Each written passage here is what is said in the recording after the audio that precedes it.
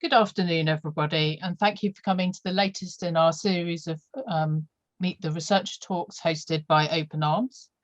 Shortly, we'll be hearing from our two researchers today, Arani, Vivica Nantham and Scott Small. But before we hear from them, we're going to hear from Laura Coates, who will be introducing OPENARMS. Thank you.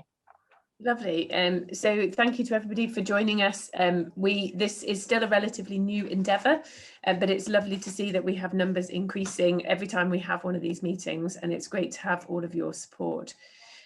So my name's Laura Coates. I'm one of the researchers at the University of Oxford, and I'm leading on a new patient engagement network, OPENARMS, to help us with our research in musculoskeletal disease here at Nuffield Orthopaedics Centre and the Botner Research Centre. So we have only established in 2020 and into 2021, but we are building up a group of patients, family members and members of the public to work with us in our department at the University of Oxford. We have a number of patient partners who are helping with us on the main committee, and our aim is to have the committee equally representing researchers and patients so that we're on an even footing as we develop patient engagement in our research moving forwards and have that really guided by patients and members of the public. As you've clearly discovered by joining us today, we have a much wider group of patient partners that we're looking to recruit who want to attend monthly Meet the Researcher events and potentially get involved in our research moving forwards. So the more patients we have representing different groups, different diseases, different experiences, the better we can design our research moving forward. And the aim of these events is that patients will be able to suggest ideas for new research and input into what we should be researching, input into study designs for new studies that are being developed and that are currently applying for funding, and potentially also review findings at a really early stage to give us the patient perspective on what you think the results of these studies mean and how we might go about sharing that with the wider public and with other patients to allow us to disseminate our research and share that with as many people as possible. So we'd love for all of you to be involved and to be on our mailing list if you're not already. This is the best way of getting hold of us. So if you email openarms@ndorms.ox.ac.uk, or if you just Google for OPENARMS and Oxford, then we should also come up. And the mailing list will be used for you to hear about events, but also for us potentially to reach out about particular studies that we may be developing, where we're looking to have patients involved in the study committees or give input into study design and grant applications. And it would be lovely to have you on that mailing list so that we can link you in with the researchers and help develop our research moving forwards. So with that, I'm going to stop sharing and hand over to the main events. But thank you for joining us, and it's lovely to have so many attendees online. This is only our third meeting. We've been growing exponentially with each meeting, and it's brilliant to have you guys online to give us the feedback. So thank you very much. Thank you, Laura. And before we move to our speakers, I'd just like to remind you, we would love to hear your questions. So somewhere in your Zoom setup, you should have a Q&A box. Please feel free to type your questions in there, and then I will ask those questions on your behalf. So we're now going to move to our first speaker. So Arani is going to tell us a bit more about her research into psoriasis and its connection with psoriatic arthritis. Arani. Hi everyone, thank you so much for taking the time out to join us today. So my name is Arani, and today I'd like to tell you about a research project that I've been designing with the aim to improve the care and lives of people living with a type of arthritis called psoriatic arthritis. I'd love to get your thoughts and feedback on my project, particularly if there's any areas that we could do differently or better to make sure that the research that I'm doing is kind of the most benefit for the people living with it. So feel free to ask any questions or add any comments as we go through the talk, and these will be greatly received. So first up, I'm going to give you a bit of background about the project that I'm going to do, and then talk you through 2 research questions that I'm hoping to address during my project. So firstly, what is psoriatic arthritis? So psoriatic arthritis is a type of arthritis that occurs in people with a skin condition called psoriasis. So many of you may have seen or heard of this, but for those of you who haven't, I've got a picture to show you. So this is what skin psoriasis looks like. So you get these red, flaky kind of patches of skin that can affect kind of any part of the body. And in the UK, it affects about 2% of the population. So about 1 in 3 people with skin psoriasis can go on to develop a condition called psoriatic arthritis. So I'll just show you a picture here. This is a picture of someone with psoriatic arthritis. And this is a condition that can cause joints to become swollen, painful, and also stiff. And it can have a huge impact on the lives of people living with it. Particularly, it can affect their function and also their ability to work. So the first problem that I'm hoping to address during my research is developing our understanding on which people with psoriasis go on to develop psoriatic arthritis. So the reason why I'm interested in looking at this is currently there are delays in about 50% of people being diagnosed with psoriatic arthritis. And these delays can often lead to worse long-term outcomes, for example, joint damage, which can then lead to disabilities. So by being able to better understand which people with psoriasis will go on to develop psoriatic arthritis, I'm hoping we'll be able to create a prediction tool to be able to identify those people who are more at risk and then enable us to be able to identify them early and start them on treatments and prevent some of these kind of long-term problems. So you may be wondering how I plan to do this.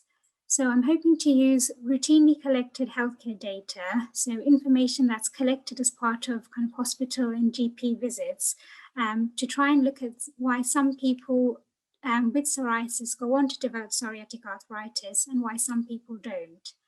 And kind of some of the factors I'm interested in looking at include clinical factors, so looking at how bad someone's skin psoriasis is and whether it also affects things like their nails, some of their blood test results, and also lifestyle factors like smoking and alcohol, and also kind of weight as well. And once I've kind of established this, I'm hoping to be able to create a model that can be used to predict which people with psoriasis will go on to develop psoriatic arthritis based on this knowledge that we get. So I'd love to hear what you think about this idea, and I've got a couple of questions to ask you through a poll. So Natalie, when you're ready, if you could please kindly bring them up. So thank you. So the first question is about if you had psoriasis, some of you may or may not, would you be interested in having a tool that can be used to predict your risk of developing psoriatic arthritis? So I've got 3 options here. So the first one is, yes, you would be interested, and you'd be interested in a tool that can be used by both patients and doctors. And the second option is about you would be interested in this tool, but you wouldn't really use it as a patient, but you would like your doctor to use it and tell you the risk. And then thirdly, you wouldn't be interested in using this at all. And then the second question, so moving on to that one, is about if you had skin psoriasis and you were to use this tool, how much of a risk would you consider as being significant for developing psoriatic arthritis? So I've got a couple of options here. So 25% risk, 50% risk, 75%, or 95%. So this is the risk of going on to develop psoriatic arthritis.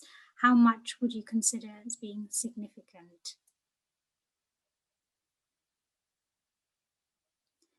Okay, and then moving on to the third question. So this question is all about if you had psoriasis and were told that changing some of your lifestyle factors, such as stopping smoking or losing weight, would reduce your risk of developing psoriatic arthritis, what level of risk would you consider as being significant that will make you to change your lifestyle, for example, stopping smoking?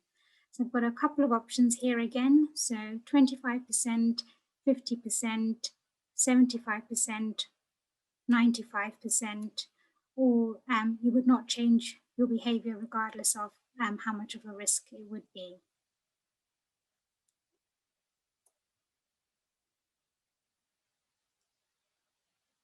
I'll just give a couple more seconds for you to all answer them. Okay, so thank you so much for your input on those questions. So next up, I'd like to move on to the second research question that I'm hoping to address during my research project. And this is all about looking at some of the safety of the treatments that we use in people with psoriatic arthritis, in those who also have other medical problems, for example, heart disease or liver disease. So just to give you a bit of background on that, so in the treatment of psoriatic arthritis, we have a number of different treatments. Short-term treatments include things like ibuprofen and steroids, and longer-term treatments include medications that we call disease-modifying medications like methotrexate, which we use in people treating people with psoriatic arthritis, often as one of the first options. And all of these medications that we use have side effects, like many drugs that we use in other conditions. And these side effects can affect other parts of the body, for example, the liver, the stomach, and also the heart. And in people with underlying medical problems, for example, liver disease or heart disease, some of these side effects can make the other medical problems worse. So in the kind of second part of my research project, I'd like to look at what is the safety of the medications that we use to treat people with psoriatic arthritis who also have other medical problems, to look at the impact this may have on their other conditions.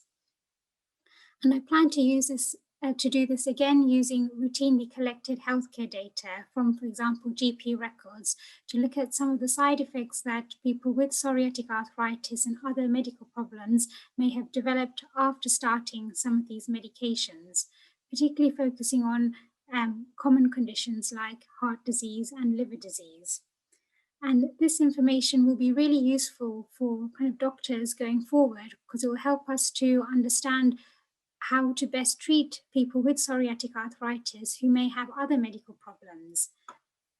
So that's what I hope to do. And again, I'd love to hear your thoughts on this. So I've got a few more questions, if you don't mind. So the first question is about, when I'm doing this research project, would you like me to look at both the short-term treatments that we use in psoriatic arthritis, like ibuprofen and steroids, as well as the long-term treatments, or are you mainly just, as a patient, would be interested in the long-term treatments? And then the second question is about, if when I do this research, we find that one of the treatments that we use for psoriatic arthritis either caused or increased the risk of developing another health condition, for example, liver disease, how much of a risk would you consider being significant? So I've got a couple of options here. So we've got 25%, 50%, 95%, sorry, 75% and 95%.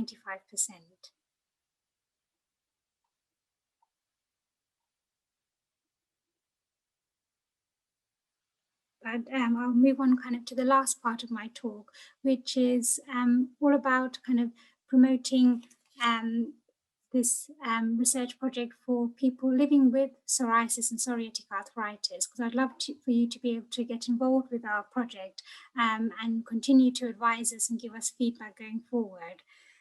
So just to give you a bit of background, I'm hoping to be able to do this research as part of a 3-year PhD program going forward.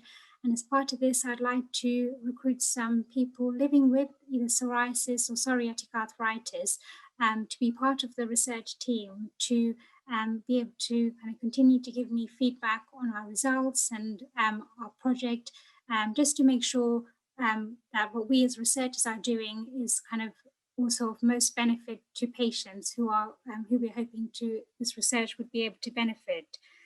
So I'm looking to recruit about 6 to 8 patient partners who'd be able to join the team, and throughout the 3 years, I hope to meet up with them about 6 times, maybe for about 1 to 2 hours, where I will share kind of where I'm up to with the research and our findings. All kind of participants will be paid for their time, and any travel costs coming to Oxford will also be covered. So my next and last question is about how acceptable would you find this as a patient living with a condition, being involved in this research and having this kind of involvement in a study? So this question is about if you had a condition that people were researching, for example, I'm researching about psoriatic arthritis. Do you think that meeting up about 6 to 8 times over 3 years, like I described, is something reasonable, or would you prefer to meet up more frequently or less frequently? Okay, great. So thank you all so much for taking the time out to come and listen to my talk. I'm really grateful for your feedback and responses. I will just put up my last slide, which is my email address, saying that if you or you know anyone who has psoriasis or psoriatic arthritis and would be interested in joining our team or giving feedback or being involved in any way, please feel free to contact me, and we'd love to have you on board. Thank you, Arnie. I don't think we have any questions specifically for you. Somebody did ask what they should do if they're from outside of Oxfordshire. At the moment, we're more than happy for you to attend our online events and take part.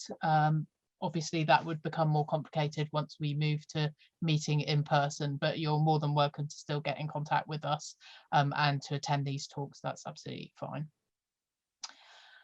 Okay, so if anything occurs to you that you'd like to ask Arnie, you can either contact her directly on that email address, and I expect she'll paste it into the chat shortly if you want to have a look at it again. Otherwise, if we've got some time at the end, we might be able to ask some additional questions.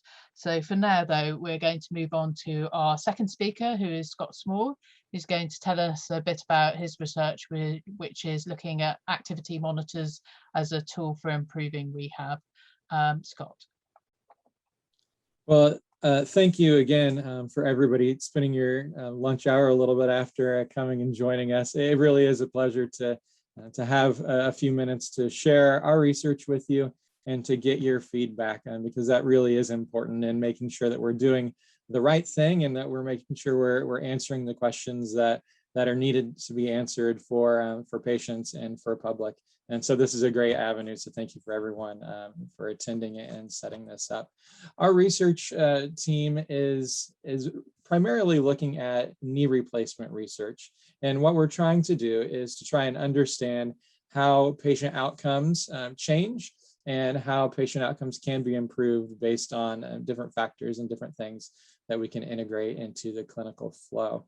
My supervisor, so I'm a third-year PhD student running a clinical study currently right now, and my supervisor is Andrew Price, a consultant knee surgeon at the Nuffield Orthopaedics Center, and his work for a long time has been looking at things like patient-reported outcome measures, surveys, and things that the way we can basically get a better understanding of patients after they have a knee replacement, what activities they're involved in, what they're able to do, and how that recovery progresses through time after surgery.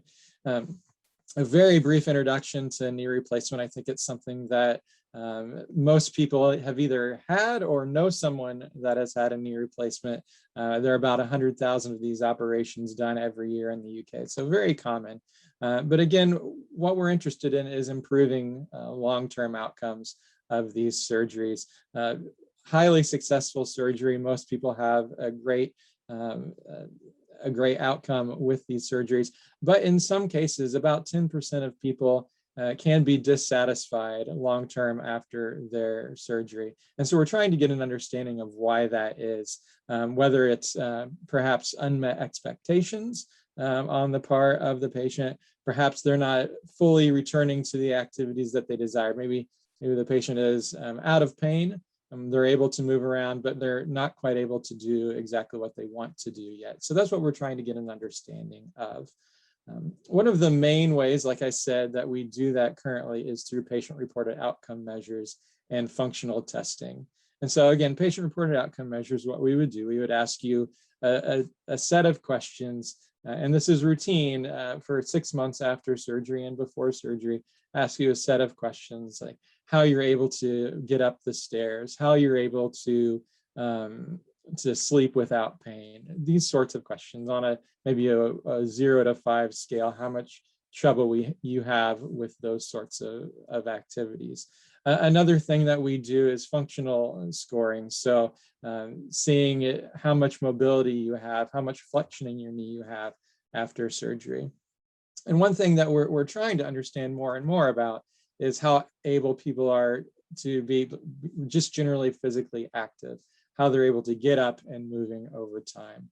And historically in physical activity studies, what we do is we ask people how physically active they are.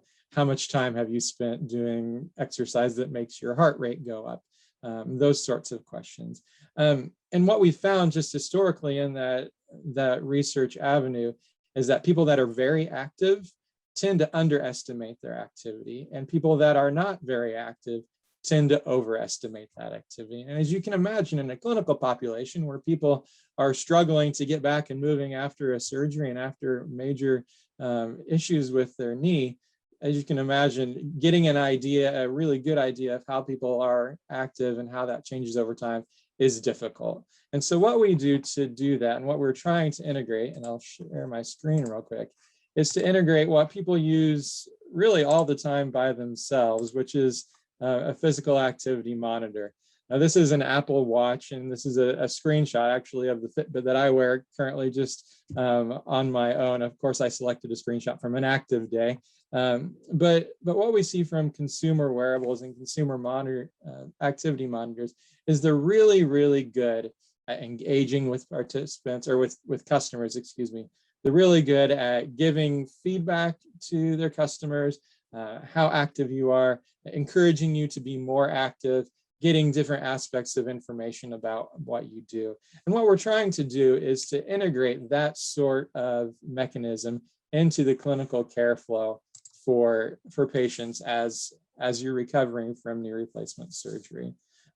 Currently, we're running a physical activity study in the patient population right now at the Nuffield Orthopaedics Center. What we do, we use a device that looks like this. This is the device that I have our participants wear. It does not look like an Apple Watch, but what it does, it basically just logs physical activity for the time that the participant is wearing the device. We ask participants to wear the device for a total of 7 days before surgery. And that 7 days gives us a nice baseline and understanding of how able people are just to move around, how active they are with their knees in an osteoarthritic state that needs to be replaced. And so we give this to the patients, they wear that for 7 days. And then after surgery, they wear this device again for 42 days. And what we're trying to understand with this current study is, from a baseline activity level, what recovery looks like for these patients. And as you can see, this doesn't have a screen. We're not feeding back any information to the participants. And the reason that we're not feeding back any participant information currently is we want just to know what patients normally do, what typical recovery looks like for those patients. We're not trying to change anything at this moment. We're just trying to get an understanding of the variety of recovery platform or trajectories that participants have. And I'll share my screen again just to show a couple of things here. If I can get that. So what we have here are a couple different potential recovery curves that patients might have. So starting at post-operatively and going on through 6 weeks, let's imagine that their baseline activity level was up here at some number of steps per day, whatever that is. Their baseline activity level before surgery. Their activity is, of course, going to drop after surgery. And what we want to do is to understand what recovery looks like. Now, for most people, recovery is going to look like this green arrow. where for the most part, people start with a lower activity level, and through the course of their early postoperative period, they're gaining in mobility, they're able to do a little bit more, pain is going down, they're improving, and they're building towards getting up to as active as they were before their surgery. Now, we don't know if they're going to be as active in the first 6 weeks as they were before. Some people may be more active, but likely people are not going to be there yet. But this may be what a typical recovery looks like. As you can imagine, what we're really trying to do and understand is what happens when that doesn't go as planned. So what happens when someone has no improvement overall over time? So they had a decreased level in activity after surgery, and they're just not able to get up and moving. Or perhaps this middle scenario where you have a participant that starts off as you would expect, that starts improving, starting to get better over time. And then at some time during their first 6 weeks, maybe a little bit after, they have something that comes up. Maybe they took a step off of a stair, maybe they got a little too active before they were ready. For whatever reason, there's some abrupt change and basically an altered recovery curve. There is this deterioration in progress in the activity level. And so that's what we're trying to understand in our current study, is what's that baseline recovery look like? And can we identify when patients are not following that normal progress? And so, as you can imagine, next steps once we understand what normal recovery looks like, our next steps are really how can we fix that? How can we use wearables to insert into the clinical flow and get an idea of maybe when a patient needs to have some early intervention, when a patient needs to be contacted by a physio, when a patient needs just some extra encouragement or whatever it is. So as you can imagine, that's where our next steps are, and that's where we really want to get your input and ideas as what's the best mechanism for improving that feedback.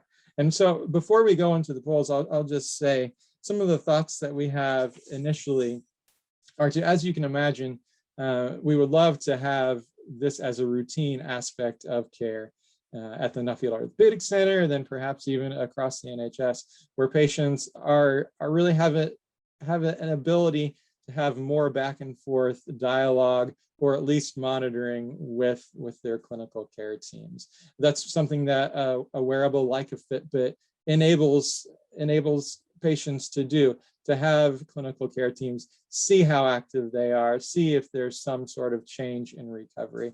But you can also imagine with an overburdened NHS as it is, there's no ability to just have someone constantly watching daily updates on step counts and things like that.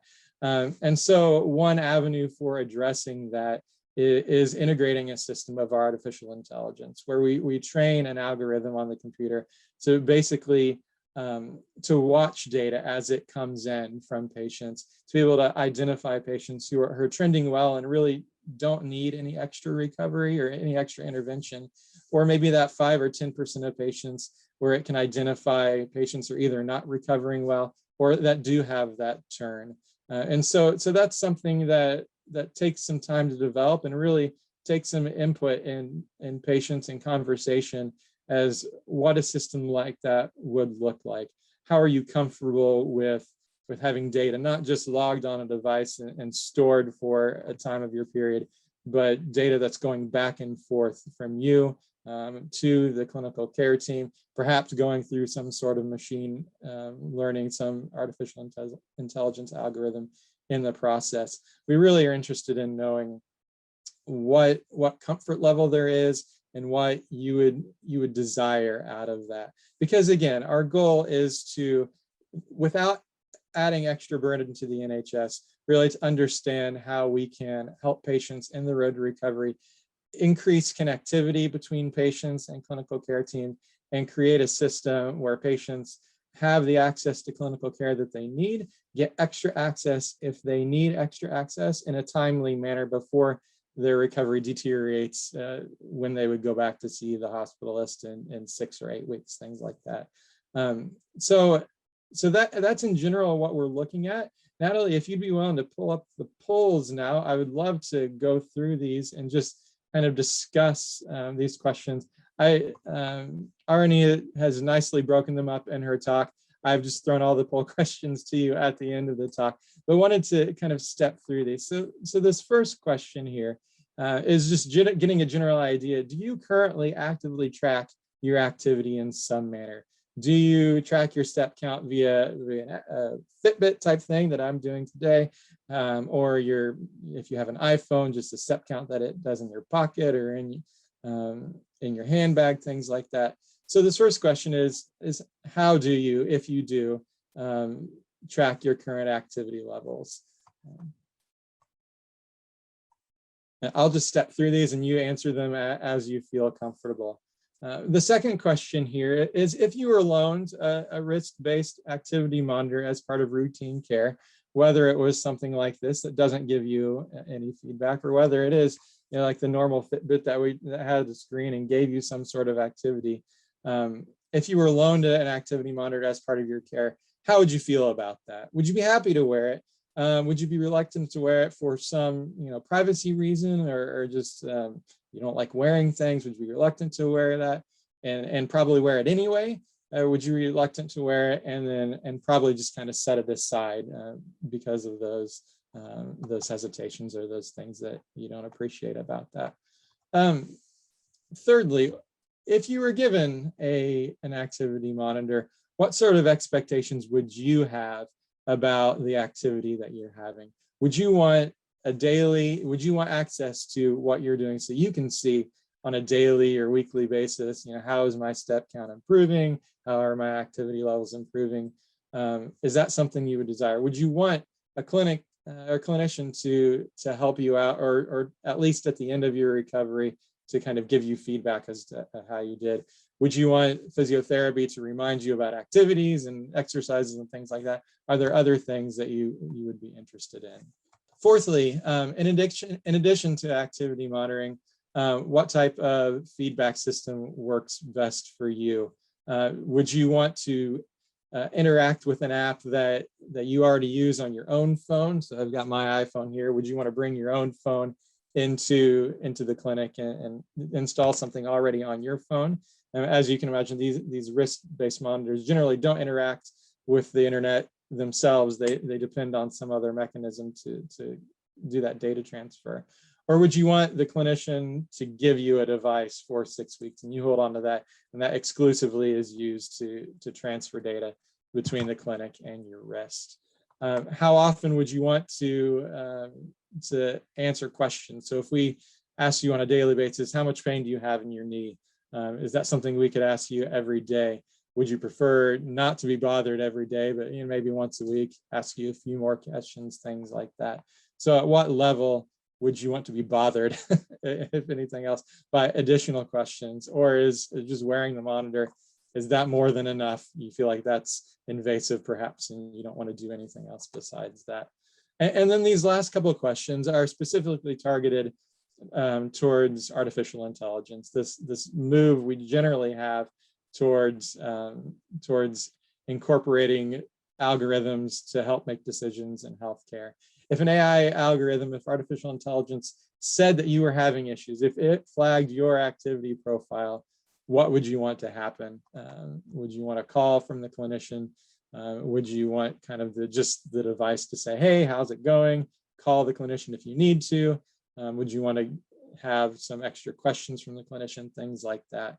How would you want this to interact and to really aid the process? And then this last question here, which again, most people do find in knee replacement, and most people have a normal recovery, 90% of people, let's say. If you wore this device for 6 weeks or however long, and you were completely normal, you were doing great, you were making progress, what would you want to happen then? So not if you're having trouble, but if you're doing great, would you want the device to say, hey, you're doing great, keep going? Would you still want to have reminders about what exercises, what stretches, things like that? Or would you just want to be left alone to do your step count and the normal things? So I really appreciate, we're getting some great response on these polls. And so I really appreciate that. This is really important for us as we move forward and try and create systems, particularly with artificial intelligence, where there's some other mechanism that's helping clinicians decide when to step in and when to intervene. It's really important to have your feedback and your input as to what makes sense for you, what are you comfortable with. And so with that, I'll open it up for any questions that you have about our study or about what we're hoping to do, what we're doing currently. And thank you again for coming and the opportunity just to speak with you. Thank you very much, Scott. We have had a couple of questions and some observations come in since you started. The first one, Scott, maybe outside your sort of knowledge area, but do you know how safe a knee replacement is and what the sort of general success rate is, and how to reduce arthritic pain? Yeah, so I will say I'm not a clinician, so I don't want to go too far into that. In general, in research studies across the board, historically, knee replacement patients we judge by survivorship. So how long or how many people require revision knee replacement per year. And in general, with knee replacements, through history, about 1% per year of participants may need a revision knee replacement. That's across the board, just a summary of research. Again, I would hesitate to go any farther, but just my personal opinion, these surgeries are incredibly effective. They're more effective generally than taking an aspirin, something like that, for pain, as far as we measure effectiveness of treatments. Total knee replacement, total hip replacement are some of the most effective elective operations and procedures that we have today. So another question here is, could you set up the responses so that immediately post-surgery you were asking more questions, and then as your recovery progressed, they became less frequent? Is that something you could do, Scott? Yeah, I think that's certainly probably how things are generally modeled right now. Is you get a lot of intervention right after surgery. You get a lot of clinicians and people asking you questions, and so that's certainly something that makes a lot of sense, that we get a lot of data from you and questions initially, and then kind of leave you alone just to be activity monitored and get an idea of your levels of activity, your time and rest, things like that. So that's certainly a good insight. Thank you for that. We've had a couple of observations from someone, one saying that they had a knee replaced in 1991 and it's still going strong after a pair in 2016. So I guess that Wonderful. reflects your experience. That's what we want to hear. And also that patients, I mean, I guess even if they're improving normally, like to be able to follow their own progress. And certainly I think if I was in that position, and I have had a knee operation but not a replacement, I would want to know that I was doing okay and as expected. So that sort of chimes with how I feel, certainly. The patients that I've interacted with, several patients just have their own Fitbits and are doing this on their own anyway. And so the question is, how can we leverage this to actually help in the process? Since people are monitoring their activity anyway, how can we use this to kind of standardize and help in the recovery process for everyone? Yeah, so someone else was asking, could you tie this into things like whether or not they visited, if they had physio, I guess at the hospital or somewhere, whether you could tie that data into how they were progressing? Yeah, I think this is something that we want to be able to do, is to have that data available. So the physios are going to be checking motion, checking range of motion, flexibility, things like that, how you're able to get up and moving. And so having this data, not just how you're doing in front of them at the time, but how you're able just in your daily life, able to get up and moving. I think that really helps the physio to get a better understanding in general of what you're progressing and how you're progressing.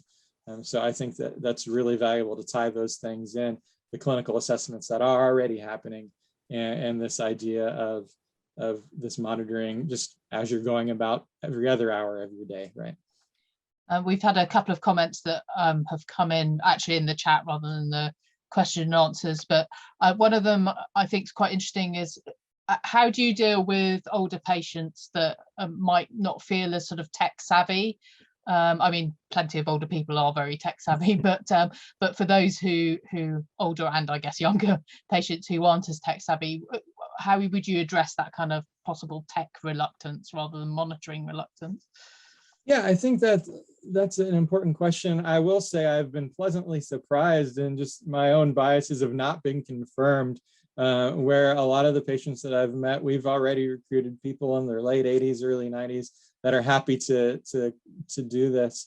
When you start introducing, you know, a smartphone and more active monitoring, that does become an issue. And that's something that I think we need more insight from family members or from those patients themselves, as how can we lower the barrier to making this as easy as possible, because that's certainly an issue. Accessibility and making this something that all people are able to benefit from is a concern. And I guess actually linking very nicely with that, you know, whether there are any other barriers as well. Mm-hmm. If you move to a system where perhaps it's expected that you would use a smartwatch or your own tech, how are you going to get around any issue of people's economic circumstances? Would there always be an alternative that didn't require those sorts of things? Yeah, that's 100% a really important question. That's why I think a successful implementation of this would require some ability to provide everything that you need, so you're not dependent on that, and balancing that with the people that really would just prefer to have whatever they use.